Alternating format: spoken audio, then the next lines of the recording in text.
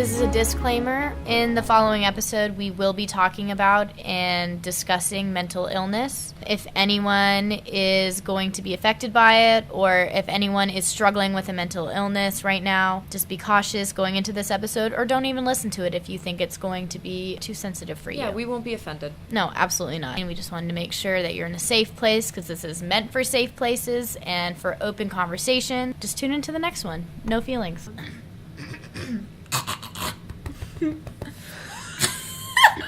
Welcome to Rococo Rejects. I'm Bella Allen. And I'm Veda Lane, and joining us is Annalise. And who are you, Annalise? Who am I? I'm Veda's roommate. I'm a music therapy major, and I don't really know much about art, so I'm just the guest star. She has to deal with me studying, and she has to deal with all the things that I think are cool, so I'm going to pull her into this. Today we're drinking Ozeki sake, and I don't know if that's the way you pronounce sake. I've never tried sake. It's like wine. You're not taking. It's not a shot. It looks like a shot. Here we go. What the fuck? Veda's face is like she. That is the weirdest. I'm gonna keep. It was $8.99. I'm gonna keep drinking it. I mean, yeah, I'm not done with it. I'm sure obviously. it's acquired. It tastes acquired. It tastes like champagne, but liquor. Yeah. Or vodka. Like Svedka and champagne. I'm glad that this is an audio platform, because I wouldn't want people to see my face every time I drink this. It'd be a little embarrassing. It's not strong in like a aggressive alcohol way, but Yeah. it's also not good. I wouldn't go on my way to buy this again. It does taste We'll like see. watered. You can serve down it champagne, like kind of. You can. So I've got But it. this is at- also, I think it's just because it's sake. It's nothing to the brand. It's just, I've never tried sake before, so. The recommended serving temperature is every single one. Ready? Best served chilled, warm, and at room temperature. It says don't serve it hot, because 1 star for hot. They rate themselves. That's cute. I've got it about room temperature, which this gives 2 stars out of 3 stars. Oh, so I guess 2 out of 3. That's like my life. So what are you teaching us about today? This should not be a surprise to you. I did a paper for my French art and architecture class, and I called it the predecessors of Panopticism. Thank you, But- because I tried to do the research on this, and I really couldn't, because I couldn't find it in my heart to be interested unless someone was going to tell me about it. Yeah, it's really dense, but I really, instead of going over my entire research paper, which is extremely dense, really wordy, and full of really, really heavy concepts just in what they mean and just in understanding, it's pretty lengthy. So I wanted to just kind of brush over some of the really cool little tidbits that I found. Mm-hmm. So I focused my research on the La Salpêtrière asylum in Paris in the 18th century. So to give others perspective, what is panopticism? Panopticism, it's, Because I need to know as well. It's a social theory, but I'm not using the social theory part of it. I'm just using the architectural term for it. So I guess panopticism would be, I'm using panopticism architecturally in meaning. The panopticon, which is what I'm referring to when I say panopticism, it's a prison structure that I believe was introduced to the penal system in the 18th century. Yes, in the 18th century. And it's just, you see it in a lot of old-timey movies, and I think you also see it in a couple modern-day movies. It's the structure in a prison where it's the watchtower. Like the typical watchtower It's the structure. watchtower, and you see all the inmates at once in a circle. That's all it is. Big Brother. One basic stem of vision where you can view everyone, but they can't see you. So this. So an outside prison yard type situation. It would more likely occur indoors. So it's just like a watchtower inside of a prison. Okay, I think I understand. Like in Guardians of the Galaxy. Yes. That's That's like what in that Guardians is. of the Galaxy Yeah. when they have the crazy universe space prison. Yes, that's exactly Right. Or it's almost kind of also a box seat at a game, kind of where you're in a box and you're looking out, but people can't really look back at you because they're. But you have total visual control of everyone around Okay. you. Yeah. So that's kind of what I based it off of. But instead of really just talking about that, I wanted to talk about some really cool concepts that I found while researching La Salpêtrière asylum. While I was researching La Salpêtrière, I really wanted to go in with a gender aspect and really figure out what it was like to be a woman in an asylum. And since my research focuses in art history, I had to find a way to tie this all into something in the art field. So I wanted to look at the architecture and how and if these buildings were gendered, if any, if at all. And I found a lot of really cool... It's really cool. It's like how surveillance can be gendered. Yes. Yeah. And then, so it went further than that. I actually started to research, like, architecture is totally gendered, and there are little symbols and things in architecture that reference, like, masculinity or femininity. Did you know that in Pompeii, sailors would get off the boat and they knew where the whorehouse was, or the, I don't want to call it a whorehouse, because that's a horrible term. Brothel. Specifically, it's called it's like a lupanara, which is like the she-wolf's den. Oh. Which... Most badass name, She-Wolf's Den. Hell yeah, right? So sailors would know where the lupanara was because there were penises on the wall pointing in that direction. Wow. What? So subtle. Wait, So subtle. There can be a whole episode on it. No, we should... That's amazing. I would love to learn more The about Romans that. are That's great. raunchy little motherfuckers. Yes, they are. They're little... they're scandy. So architecture, I can see, like, it's definitely inherently gendered. Yeah. But I just, like, didn't know, like, the basic, like, how to tell and, like, what... Veda just took a sip of sake and had a really hard time with it. It's just, I've got a smoothie as well that has Malibu in it because I wanted it. Girl, you're going hard tonight. You got work in the morning, you gotta go hard. Well, it's only 8:30, so we got time. Yeah. Architecture, gender. And so I looked into that, and then I also wanted to actually look into the actual gender politics, not, like, metaphorical within the architecture. And I found a lot of really awful shit on La Salpêtrière. Hella sexual trauma. I mean, asylums in general. Asylums and, like, places like sanitariums in general. Well, especially in the 18th and 19th century. Yeah, for being just kind of shitty on the inside, like, structurally, and plus they usually just had too many people. There's a need, and it can't be filled. Here's the cool thing about La Salpêtrière and the time that it arose and it was birthed. It was during 18th, 19th century, during, like, the French Revolution. And I read a really fascinating thesis on how these women who were being put into the asylum were the metaphors for the French Revolution. And so the men were, like, pining for control in this time. And so their way of controlling the French Revolution or feeling like they had some kind of control over what was happening around them was to imprison the women who are embodying the fears and anxieties of France. So, like, you'll hear of nervous diseases, and it's only apparent in women. And the author, I totally forgot the name. Nervous. Well, I totally forgot the name. The author was just saying these nervous diseases were basically just, like, generalized anxiety or, like, panic attacks, which everyone got.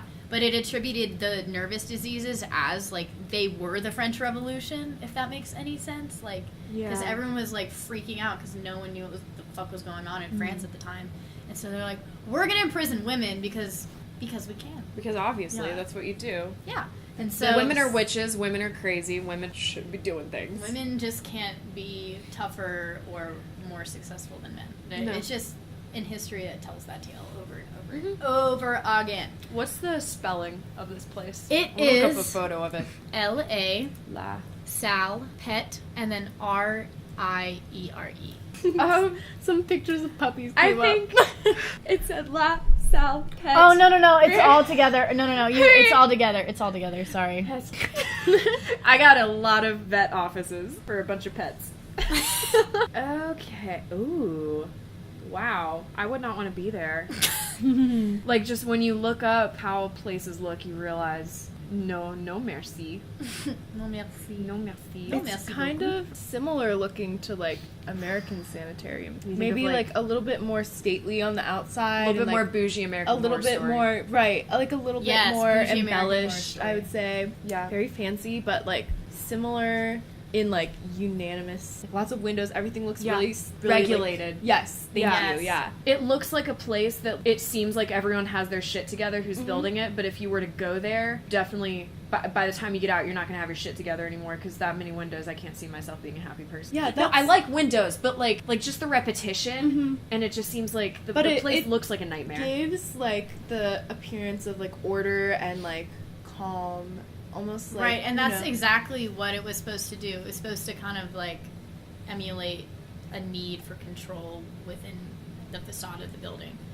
But so I actually didn't focus on that. much. I was just interested in what it looked like. Yeah. I focused. Do you see the bulbous dome structure up there? Yes. So that's where the church is, and so I focused on the church. Interesting that there's a church included in There is always going to be a church included in an asylum in 18th century France. Okay, France. Yeah.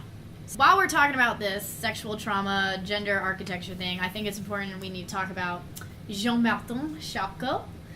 He was the presiding doctor. Mm-hmm. Yes, that's a word. He was the presiding doctor at La Salpêtrière, and he reigned over there for 1825 to 1893. And he is super famous for sexual trauma. You know, he was basically like their version of Harvey Weinstein.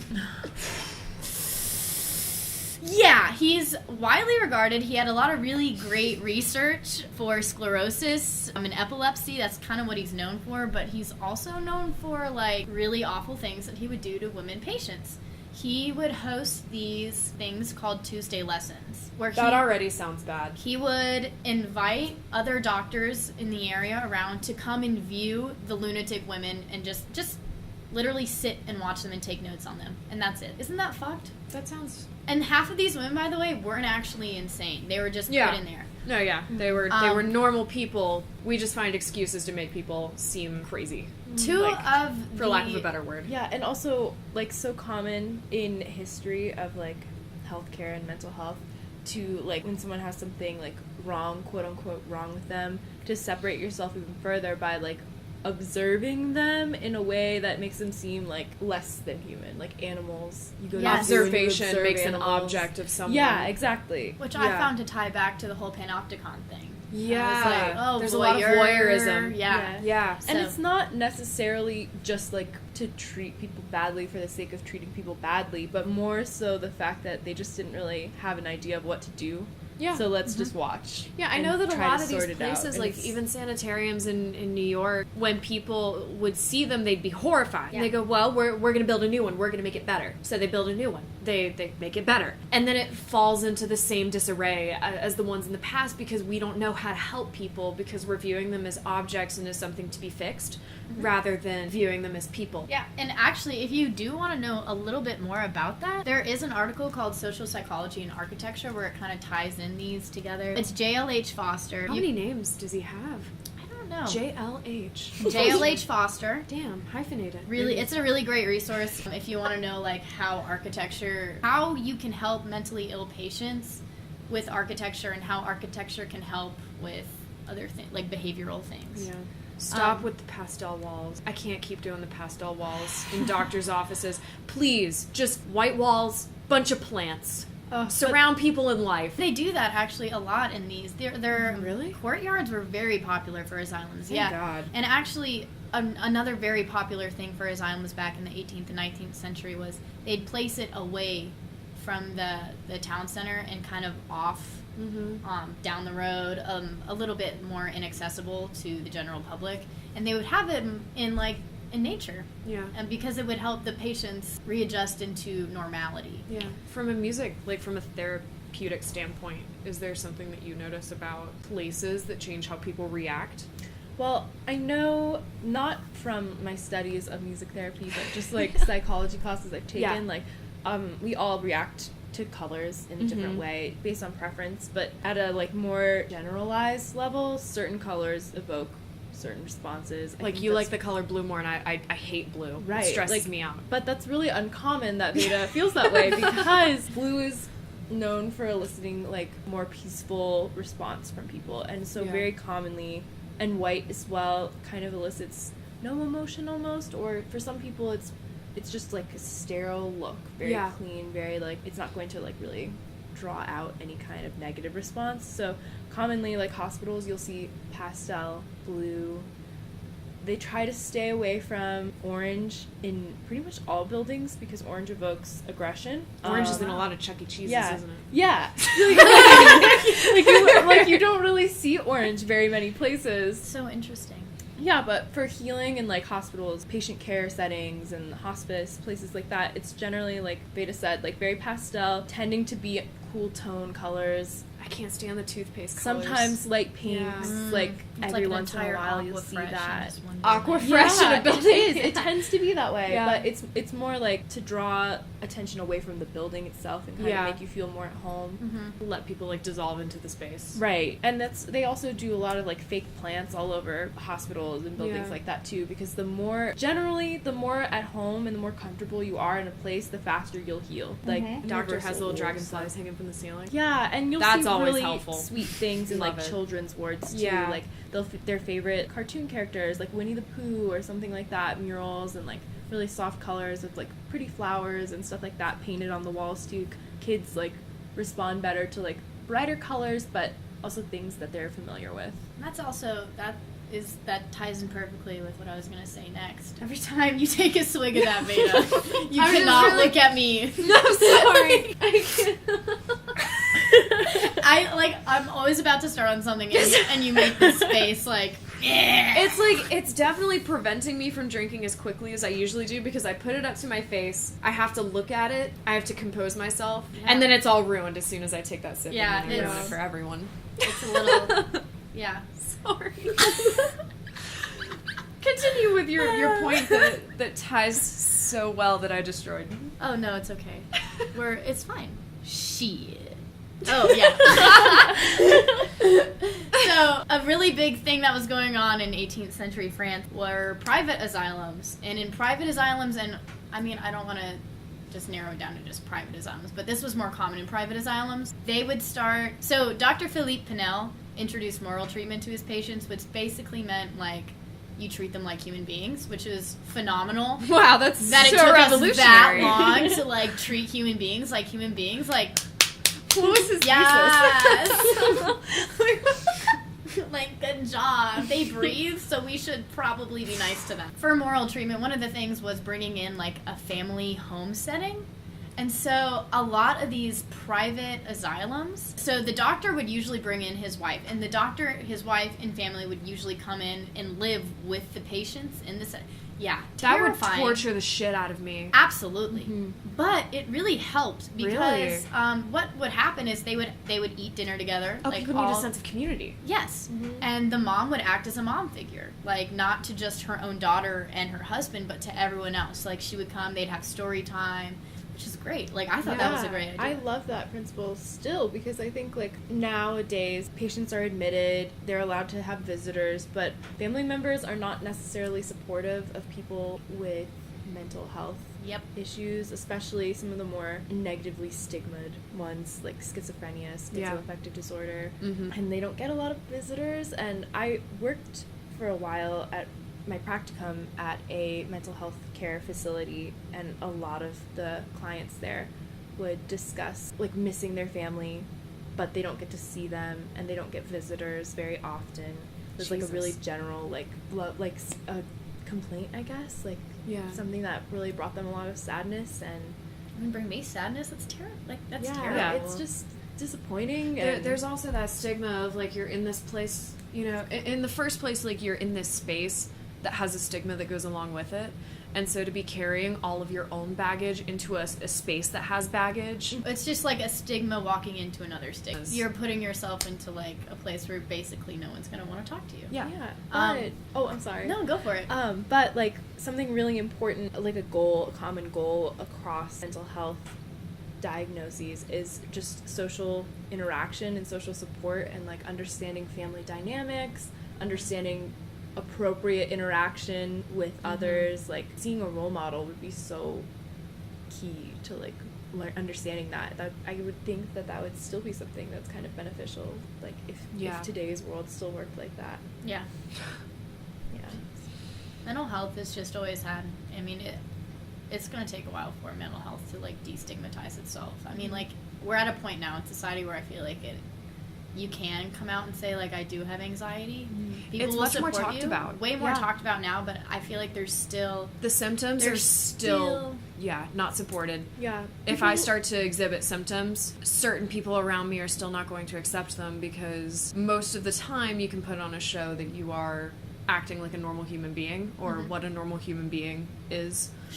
Should be, quote unquote, in society, and how you should act. And once you stop acting that way, or once you start caving into yourself and sequestering yourself off into another space, people don't understand, and I think it's our lack of being able to be open with one another in a contemporary society that has started that. With the access of social media and everything, and people being able to like start coming out and saying those things, I think that that's the beginning of us being able to come together and say, this place shouldn't have a stigma on it. This is a place that should be supportive of people who seriously need the aid of not only the institution, but those around them to create a strong support system. And a lot of windows. Tons of windows. Oh my gosh. So many fucking windows. Let's just dive into it. Let's just dive into this. So let's talk about the body as an architectural metaphor. Ooh, words. Heavy real quick. So I'm going to be citing this from Architecture and Sexuality, The Politics of Gendered Space by Gerard Ray A. Lyko. The backs of my knees are sweating. What's that a metaphor for? I don't know, honey. Gross. So this Fuck is y'all. like fun. So this is fun to talk about, and you could probably have some input because I'm going to be talking about some South Asian structures. I don't know what I just said. South Asian. So the sake's happening in my mouth right now. Southeast Asian structures. We'll see. Okay. For La Salpêtrière specifically, I noticed that the church, and if you look up a picture of La Salpêtrière, there's that bulbous dome, just like chilling, and it looks totally random when you look at the rest of the building because, like we were talking about earlier, it looks totally regulated. Unless you know about churches being integrated into literally everything. Then, Right. Yeah, it looks bizarre. It was hella bizarre to me because I was like, why the fuck? Okay. But so I went into that because, well, I wanted to look at the church as the panopticon structure. So basically my paper is just proving that like the church reiterated gender roles throughout the entire asylum. The way the church was structured was the priest or I don't know the correct terminology, who would stand up, priest, pastor, priest, but it wasn't. Wait, you're saying like to give mass? Just like someone, the person who's ordained to stand up in front of a group of people. It would be the priest. Priest? Catholic. I mean, but I don't know if it this could was be like a Catholic bishop. church. Oh, if it's not a Catholic church, maybe not. It could be like ordained. It was probably Catholic. Minister, maybe. Yeah. Well, the ordained person. In France, I want to say it's Catholic. I want to say it's Catholic too, but I don't want to put my name onto that. If you're not atheist in France, I think you're Catholic. I think isn't the Protestant movement? It's more more like it's more in England-y, Germany. Germany. Yeah, it's more in like the Angleterre area. Yeah, I think French stay pretty Catholic, but I'm Yeah. not sure really. France I'm stayed here for pretty the Catholic, music except for and some of the people psychology. that have immigrated there. I don't want to say immigrated. Some of the people that have moved there, mostly Catholic though. A lot of Catholic churches. Well, we'll say priest then, but so the priest would stand up in front of the people of the asylum, and the way the church was structured was they were sectioned off into little halls, so they didn't know that they were like these different sections of people were actually attending church at the same time, and it was like that so they could control the behavior of the patients because they could not anticipate the more amount people of you get in a room. rowdiness Yeah. or how they were going to interact with one another. Like a middle school pep rally. Pretty much. So I looked at that and I was like, okay, this kind of is reminiscent of a panopticon to me. From that, I read this article, Architecture and Sexuality, and I found a lot of really cool things that really prove this theory. Not just as a panopticon, but also as the church in La Salpêtrière as a gendered structure. So if you notice when you're looking at the La Salpêtrière, there's that bulbous dome. And in this guy's paper, he's saying that is feminine. That's a feminine structure. And that's really, really common in Southeast Asian structures, like the womb space that we saw. The womb space. In a lot of the grottos that we researched in Asian art. And so I looked at that and I was like, oh, wow. Okay, but so how am I proving that females are being treated poorly if there's this huge-ass dome sitting on this building that would basically say, females, hell yeah, like this is representative of females. So, but if you look into the interior of the church and then also back at the exterior, sitting on top of this dome is this long-ass vertical pole, which is always is representative the same symbol. of male phallocentrism. Yeah. And so I was like, boom! There For it those is. of you who don't know who phallocentrum is, it's a dick. Yeah. It's dick It's symbolism. dick and balls. That's Yeah. basically what that is. What's it going to include? Well, I just All had right. to say it. Okay. So you didn't know. If it's a straight line and it's an architecture, it's a masculine symbol. And it's a power strike Yeah. right there. It's a powerful, not powerful, but it's definitely a power trip. It's a power structure. Yep. And and also another word for that would be like anthropomorphism, but sometimes that can mean animal imagery. Mm-hmm. But I would say that for this, that's a Humans are animals. yeah. There you go. So, and those were emblems of a male-dominated society. And so from seeing that, I kind of gathered that masculine power is reified and legitimized through the church and its architecture because it's being put on top of the female curvilinear structure, the bulbous dome that you see from looking at just the pictures. You always got to put some sprinkles on there, you know. And this was I'm just going to read you a little tidbit from his article because I found this really fascinating. I pretty read much that just tidbit. said it, but I feel like I'm not really making a lot of sense right now. So, I like the way that this guy words it way better than I just Quotes did. are great. They are. Vertical architectural elements are usually associated with the celestial, divine, and masculine, while horizontal elements are associated with the earth, sea, and the feminine. Other spatial and symbolic correspondence includes curve, female, and straight line, male. This correspondence can also be shown as culturally independent. For example, the large internal curvilinear spaces of Southeast Asia are often associated with the feminine body, womb, breast, and so on, and as evidenced by breast motifs of granaries or storehouses used in vernacular of architecture. In patriarchal society, formal codes, conventions of architecture, and city planning theories have been deployed to erect phallocentrism. Anthropomorphism, male body imagery, is pervasive from phallic construction of skyscrapers to the muscular construction of civic architecture, which is basically just vertical poles that you'll see, or just straight lines, like what we just said. It's interesting that female structures are always the docile lines. Yeah. Or the lines that are structurally sound. And he says this reason, like the reason why though, is because, and I relate this quote to the fact that women were being kind of put away and tossed aside during this time at La Salpêtrière. He says, inside the house, women are to be confined deep within the sequence of spaces at the greatest distance from the public sphere. An exercise of masculinist authority implicates a spatial order in a system of female surveillance, which makes the house a literal site of female domestication. She is controlled in being bounded and positioned at the end of this series of spaces, usually the kitchen or the bedroom, away from predatory gaze of other men. Wow, yeah, that really solidifies. God, I hate that. Yeah, it sucks. And if you think It's back, kind of like sticky gross. Like, you just kind of... and if you think back about my to legs what again. we were like talking about earlier, the asylums were put outside of the city limits. Yeah. So like that's another way of just putting them away from the public sphere, away from the male gaze, but more also accessible to the male gaze in the sense that it's coming from one singular entity, one person, which in this case would be Dr. Charcot. Also, I'm sure that men built these buildings. Men designed these buildings. Yeah, they did. Men were the ones who decided where these women would be sequestered off to. Oh, absolutely. Yeah, they did that shit. Yeah, I love that they were like, oh, away from the predatory male gaze, like they're doing a favor, kind of. Let's watch them. But they're not. But then this guy is going to come in and be like, okay, so we're going to have Marty lessons. And it's Tuesday lessons. I forgot how to say lessons in French. It's lessons. Lesson. It's literally L-E-C. Ugh. Owen. I know, but what's the... L-E-C. What's that thing called? The squiggle at the end of the C. It's like L-E-C with a tail. O-N. O-N-S. Or, yeah. Mardi lesson. Le leçon. Yeah. Je sais pas. Je ne sais pas. That's my favorite phrase. But no, I think that's cool. And so I basically am just saying, like, men displace the sphere of uncontrollability or incontrollability on women, placing them in asylums as they were representing the hysterics akin to the revolution's implications.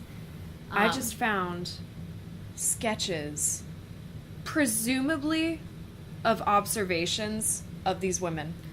No, you look up his photographs. You And can look up they Dr. Charcot's photographs, and they are absolutely sexualized. Like, whatever's going on, is like a combination of I have sexualized pictures. and terrifying. It's interesting that she looks like she's in pain, but also you can see all of her erotic parts quite clearly. Well, look up the actual photographs that he would take, because they were, I can't find them in my Google Drive. What's his name?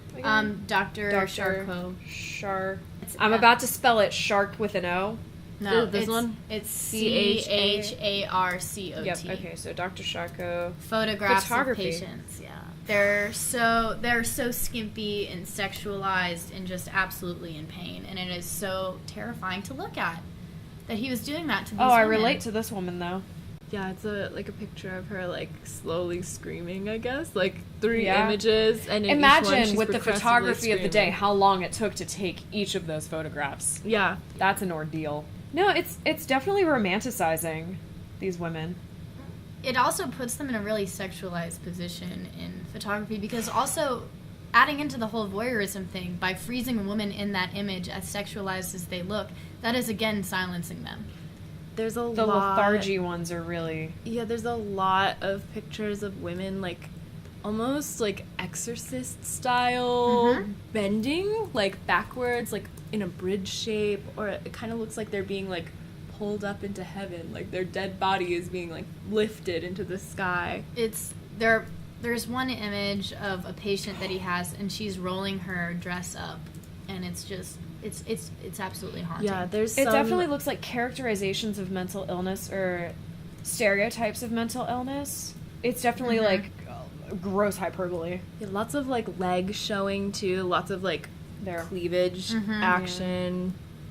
Yeah, that almost looks like a Balthus painting. Yeah, like, the gowns are the same for all of these women, but they're also, like, posed in similar ways where, like, the hems are, like, pushed all the way up so that they might as well not be wearing anything at all. They've hiked the hems up to the thighs. They've made sure that the women are in docile positions, and some of the women are, like, they're definitely posed. Like this one, she has... Even though her hair's covering the bare shoulder, her gown is falling off the side of her shoulder, which I doubt was something that was really accepted during this time period. And it wasn't. And they show a lot of women who are fainting. They show a lot of bare backs. And a lot of the women at La Salpêtrière were diagnosed with dissociative identity disorder as well as generalized anxiety disorder, which is also very interesting, because I feel like that says a lot about how they were actually dealing with the treatment that they were receiving. Especially because I read 2 accounts of female patients who attended there, both of them not actually mentally insane, both of them put into the asylum by relatives. Because one of them, I believe it was Théron de Méricourt, she was basically just like, damn, the political state of France sucks right now. I don't want to be a part of it, and was basically speaking out on it. And her brother was like, crazy bitch, and put her in the asylum. Jesus. Isn't that, like, I just think that is just absolutely crazy. It's also interesting, like, the dissociative identity disorder, like, so commonly is found. That's one of them, yes. Oh, yeah. This woman, this picture Veda's showing right now, her leg is fully extended out. And apparently epilepsy means you make a super erotic pose in a chair. Yeah, like, it's like a bare leg. She's wearing her gown thing. She's kind of posed, like, looking over her shoulder, sitting in a chair. Like, it's very... Sort of like a pinup girl. Yeah, very pinup girl, exactly. That is very, very, and like... absolutely. what it does is none of these photos, you would not know. It would be interesting to see, like, these photos and ask people, like, what medical condition they think that this person has, because this is not indicative of any mental condition. No. I don't think you could take a photo of someone and say, that's a medical condition. Right. This is what's going on in their head. I don't think you can say no, that. Like, because to mental depict illness, that. you can't see mental It's an illness. interior what is the point of experience. photography? Like, why? Yeah. Why are you taking pictures of them? Another thing that was sexuality was, like, a big thing. Like, a big mental health sign is, like, oh, like, a woman is overtly sexual. Like, that's, like, sometimes something that they would But a lot of these think patients were, like, 13, 14 also.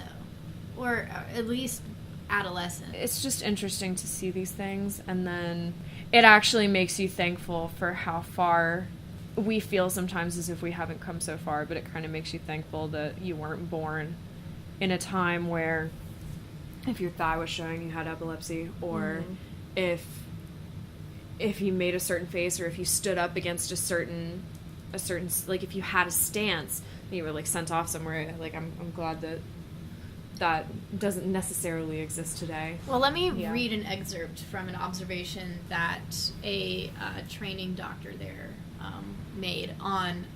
He was sitting in on one of Charcot's Tuesday lessons, where he actually just took in one of the patients one-on-one. So this is an observation from just like a one-on-one examination before the Tuesday lessons. He sits down near a bare table and immediately has the patient to be studied brought in. The patient is then completely stripped. The intern reads the observation while the master listens attentively. Master is Charcot. Then there is a long silence during which he gazes. He gazes at the patient and drums his fingers on the table. Then he instructs the patient to move in a certain way, makes her speak, asks for reflexes to be measured, for her sensitivity to be examined, and again he falls silent. Charcot's mysterious silence. Finally he brings in a second patient, examines her like the first, calls for a third, and still, without a word, compares them. I don't like that shit. Yeesh. Yeesh. Yeah. Yeah, I mean... They're naked! Yeah. Sometimes you can have, like, a tendency, like, when you're at a doctor's office anyways, to feel like a specimen, and that just kind of... That really exploits... That, yeah, like, I can't imagine how it would feel to be in that time period and go through that and experience that, because if you weren't already, you know, inundated with anxiety... You sure as shit have it now. You sure as shit do. Jesus Christ. Like, sometimes when you discuss difficult topics, you try to make light of certain things. I know I do with my dark humor, so. Yeah, so if we offended anyone, it is absolutely not intentional. I struggle with mental illness. I struggle with mental illness. I mean, I think everybody has a touch of something in their life, or is affected, has a loved one. Yeah. We all suffer of nervousness. We do. We are the definition of women's nervous diseases. Yeah, everyone has the 19th century ideal women's nervousness. So, but we are not trying to offend anyone. We're just trying to talk about a very difficult topic, especially for people, you know, like in France at the time. This was extremely difficult. And not talked about at all. And we've come so far since then, and I feel like, you know, sometimes we talk about how we haven't come very far, or there are certain things that we have issues with, and we can include numbers that you can call, websites that you can visit, places that you can get some help if you need help, if you feel that you need help. It's good to be open and discuss these things, because we don't want anything to happen like what happened to these women. You don't want to be part of a panopticon. You don't. No one wants to be. Yeah, you don't want to be in a panopticon. No. Don't be afraid to reach out to friends, family, wherever you get your support from. Yeah. If you're feeling like you need it, don't be afraid to reach out. Yeah.